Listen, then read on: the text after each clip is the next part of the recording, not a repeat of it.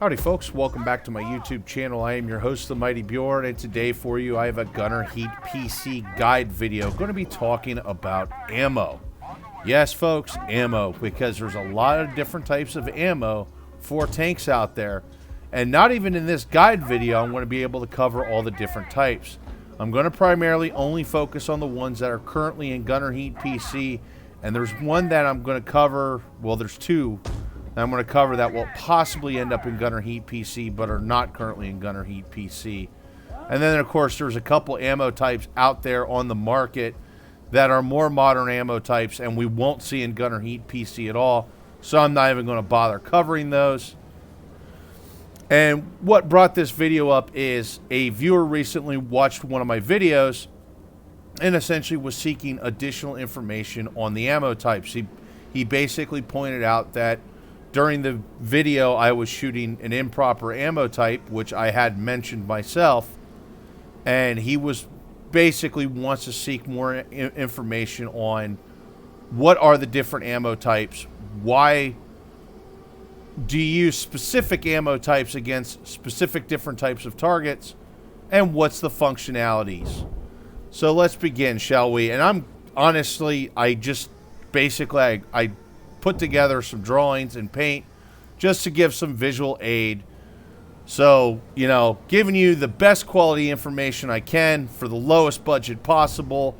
And we're going to start off with the AP/Sabo round. Now, in the game, there really isn't any AP rounds. The armor-piercing round, though, is as old as the hills. Now, there's a difference between armor-piercing and Sabo, but they definitely both serve the same role. First off, armor piercing is essentially just a giant slug. Think of a giant bullet. If you're going to shoot a 75 millimeter armor piercing round, you're literally shooting a 75 millimeter bullet out of your gun.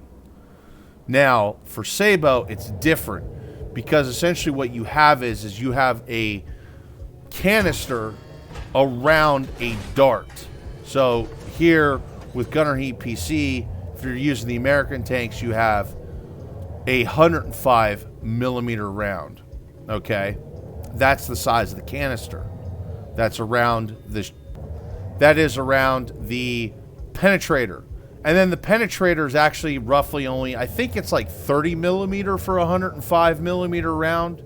Don't quote me on that. I might be wrong on the size. And usually it's made of tungsten steel or depleted uranium, or even a mixture of both. Now the idea is essentially this is a high-speed, high-velocity round that essentially it just penetrates with brute force. So what you have here in drawing one is you have Tonk and the Sabo hitting it and beginning to do its penetration. And essentially you start seeing the spalling, and as the penetrator gets completely through, the tip starts to break apart. You get a bunch of spalling from the penetration itself. And then, of course, the round, as it breaks down and shatters, you get more spalling and fragmentation. But at the end of the day, it's just a solid round. Now, the benefit of this round is it's got a really high penetration to it. The other benefit of the round is in a small area, like on a main battle tank, if you will, like in the fighting compartment, when the round starts to break apart and shatter, it obviously starts losing armor penetration qualities, as well as the velocity slows down. So what happens is the round penetrates through, say, a turret wall on one side, penetrates through, the round starts to slow down, the tip starts to break apart, you start to get a bunch of spalling, because of the initial penetration itself, plus the round breaking down, creating more the tip shattering apart, you get even more spalling and fragmentation. And then what happens is the round goes through, it's either going to hit something else, such as maybe like the breech block, depending upon where you penetrate, where it hits, or the other side of the turret wall. And what happens is it doesn't have enough penetration to actually penetrate clean through, because it's already lost a major amount of its initial energy and penetration properties, and then essentially it just bounces around and creates all kinds of havoc inside the tank. That's the idea of a Sabo round or an armor-piercing round. Now, there's other different types of Sabos out there.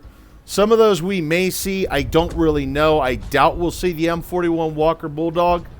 But the M41 Walker Bulldog had an HVAP round, which was a high-velocity armor-piercing type round.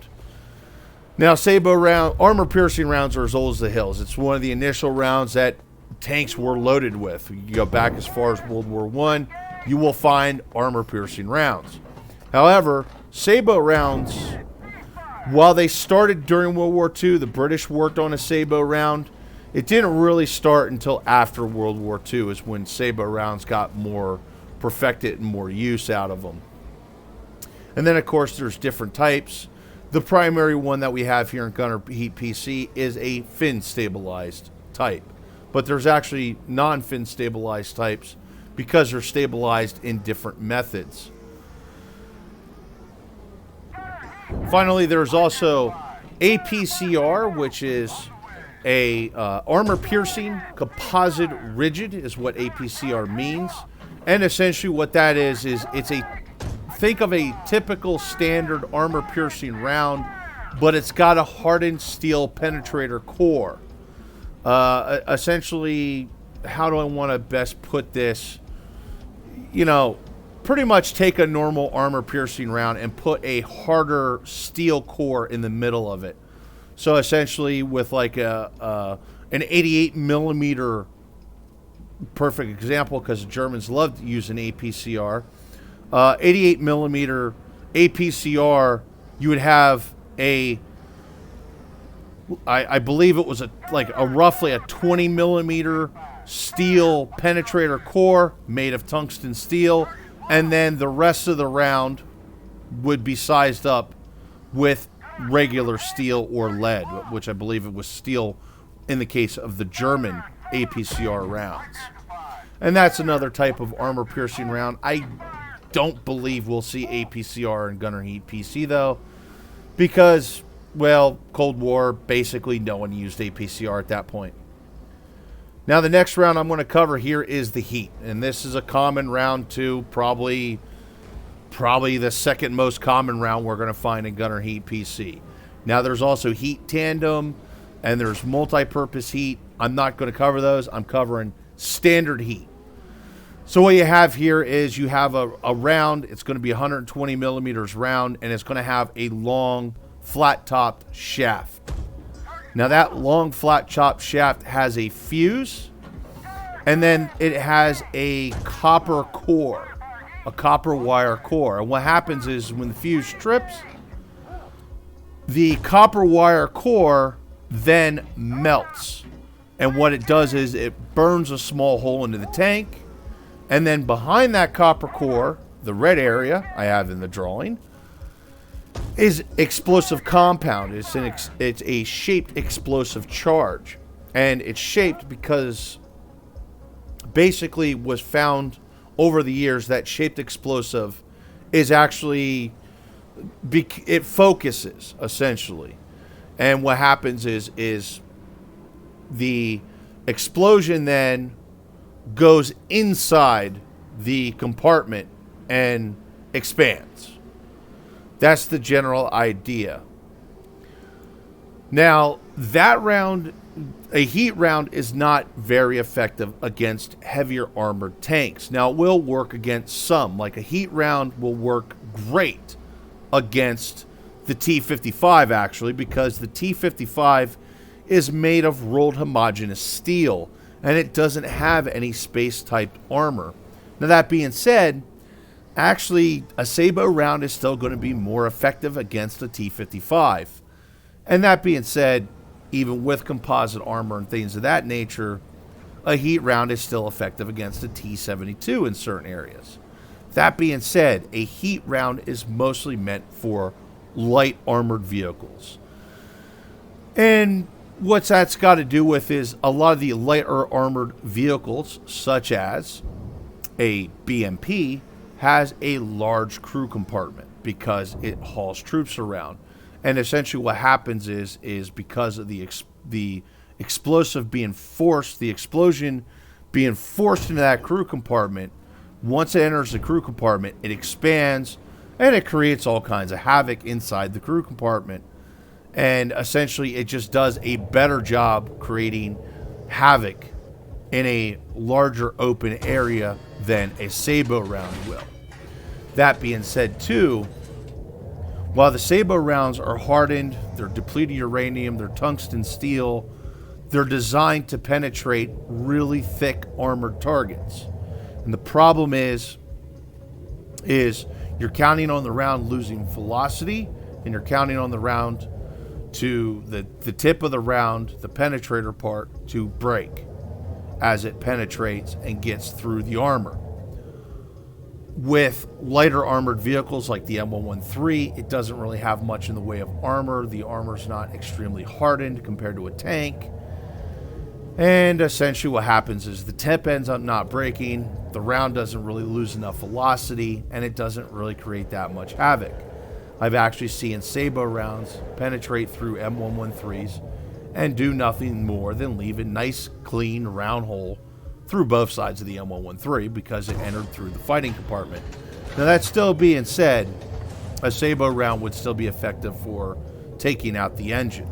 But your primary thing to use against light armor targets, especially currently with the M1 Abrams, only having Sabo and high explosive anti-tank, is to use heat. Heat also works against lighter vehicles such as Jeeps, a Ural, the UAS, so on and so forth. So there's a lot of, basically it's for light-skinned armored vehicles. Now, it will work against fortifications, but it's not really designed for that. And it will also work against infantry. Once again, though, it's not really designed for that. It's meant to take out lightly armored vehicles. Now, the next round I'm going to cover is armor-piercing high explosive. Now, the only tank I think that has armor-piercing high explosive is the T-55. And essentially what you have is you have a penetrator, which I have marked in blue. Then you have a fuse, which I have marked in yellow. That would be roughly the fuse area. And then the red area is an explosive core. It's just a really, really tiny bit of explosive. Now, the idea of this round is it sort of works like a high explosive round, and it also sort of works as an armor piercing round. So what happens is the penetrator part actually penetrates the tank, the tonk. Okay, it penetrates through, and as it breaks down, it starts crushing the fuse. And then after it penetrates into the vehicle, the idea is by that point, the fuse trips and then the explosive detonates. And what the explosive does is it explodes the round, raining shrapnel all over the inside of the vehicle. This was actually a pretty popular round used by the Germans during World War II, especially in vehicles like the Stug and the Hetzer. So essentially you get a small explosion inside the vehicle. It's really about that of a hand grenade, but it's a lot of shrapnel it sends out. And this round is scaled to the size of the gun barrel as well. So if you're firing a 100 millimeter armor piercing high explosive round, it's going to be a 100 millimeter round, and most of it is actually just steel. It's just a steel penetrator. I've not sure if there's any that are made of tungsten steel. I've never heard of any made of tungsten steel, although I do believe the Germans had a variant that had a tungsten steel penetrator, but then the rest of the round itself was just steel. And it's mostly it's pretty much an standard armor piercing round. And then they just add a fuse and add some explosive to make it even more lethal than a standard armor piercing round. They're actually quite nasty. At least going by World War II veterans, that they're actually quite nasty round. And of course America had them, and pretty much I think actually armor piercing high explosive is pretty much another round that's as old as the hills. Now the next round is high explosive and HE Frag. And generally they're the same but there are slight differences between the two. Now, this is the least effective round to use against a tank. You really don't want to use these against tanks. They're not very effective against even lightly skinned vehicles like an M113. They will work against like a Ural. They will work against, sorry, not a Ural, a Ural. I always pronounce that wrong. They'll work against the UAS. They'd work against a Jeep, a Technical, and mostly because they don't have any armor at all. But essentially what you have is you have a hollow charged shell. So say you're firing a 100 millimeter, you have a 100 millimeter bullet that's actually got it's just a really thin casing with a fuse, and it's packed full of explosive. And the thing is, as soon as this round hits something, the fuse trips and explodes. The problem is as you can see here in the drawing, when it hits Tonk, it explodes on the outside and does nothing to the inside. Now, it will fatigue the armor, don't get me wrong. But essentially, in general terms, it won't do anything. Now, it could damage critical systems such as vision blocks. It could damage a gun barrel, stuff of that nature, tank tracks. But in general terms, it's not really going to do much to a tank except for piss off the guys on the inside. Now, the slight difference between HE and HE frag, even though in general terms they're the same round, is HE fragmentation is designed... It kind of crosses HE and HE, APHE, in the sense that it has a thicker casing to produce more fragmentation. But at the end of the day, it's the same type of round. It just produces a little bit more fragmentation. Now, that being said, while America uses HE, Russia tends to use HE frag, and I believe both the T-55 and T-72 has HE frag. I know for sure the T-72 has HE frag because the problem is the 125 millimeter gun is at such a high velocity, they can't really use a standard HE round. And then a lot of artillery also can use or also has HE frag as well, even though they could also have high explosive. Now, the next round I'm going to cover here is one that's not in Gunner Heat PC yet, but it definitely could end up being in Gunner Heat PC, especially if the British ever gets added, or actually, I believe they had these for the 105 millimeter guns for the American tanks, particularly the M60, is Hep and Hesh. Now, they are both pretty much the same round. They're the same round with two different names. Hep is used by I believe was used by the Germans, and America used Hep. The British used Hesh.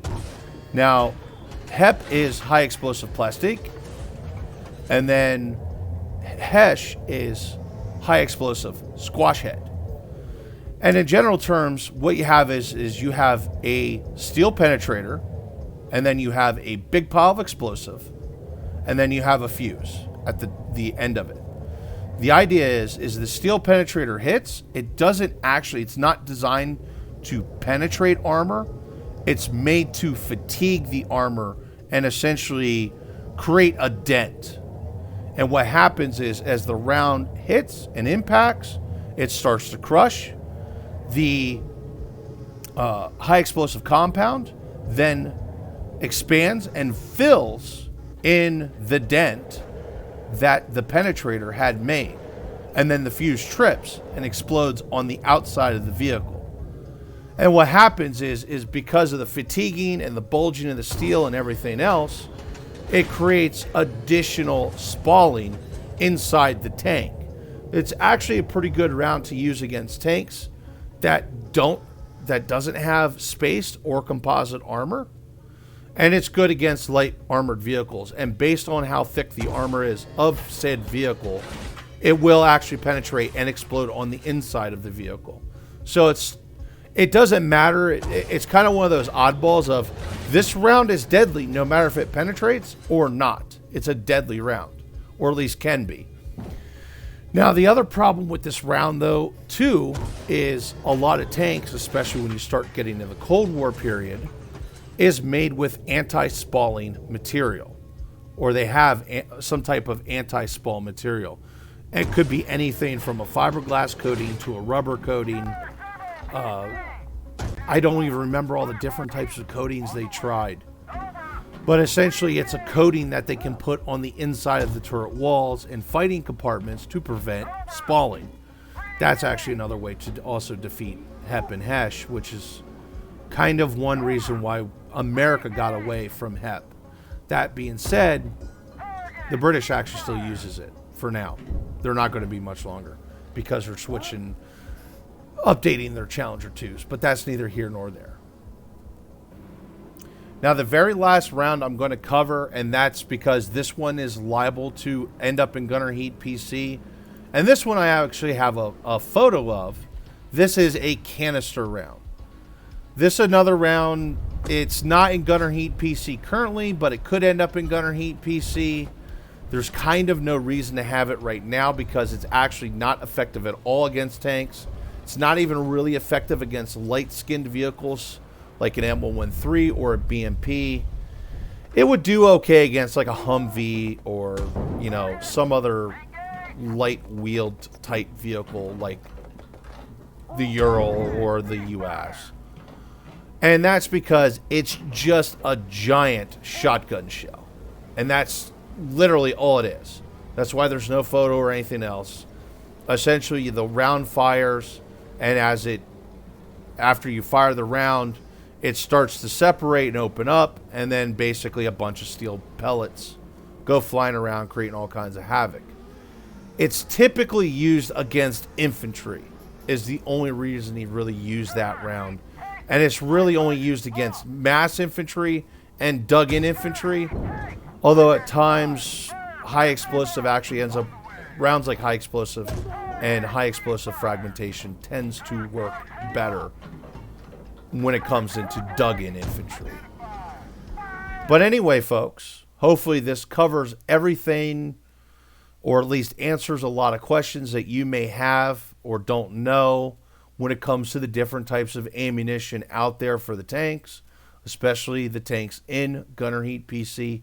However, if you have any questions, feel free to ask. I do check my YouTube fairly regularly, and I do answer questions if people have them, or at least to my best ability.